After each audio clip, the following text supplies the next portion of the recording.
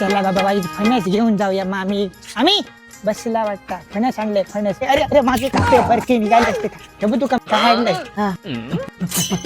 फणस आणलंय. माझी घरी निघते थांबिले थांब थांब. हा बरा ना. बरं बाबा तुमच्या पायाच्या पुण्याने बरं.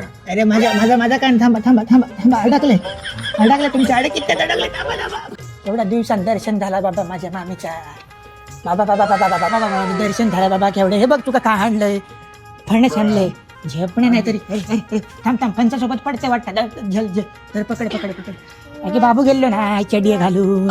हा अगे चेडिया घालून जाऊ चावया एक गाव राहलो तो गेलो फणसावरून पडलो खाली. नशीब म्हटला ते बिये गेले नाही बोच्यात बाबूच्या म्हणता फणसामुळे वाचलं.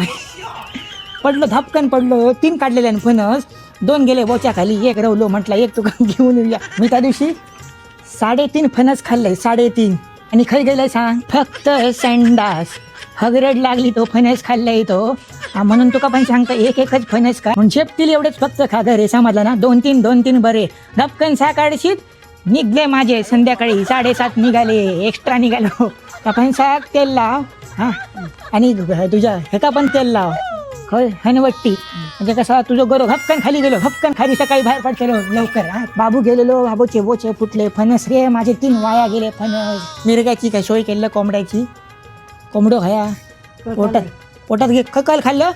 आणि माका तुका पण दिलं माका काय गावलं नाही म्हणजे टोप गावलो फक्त तरी काम टोप गावलो.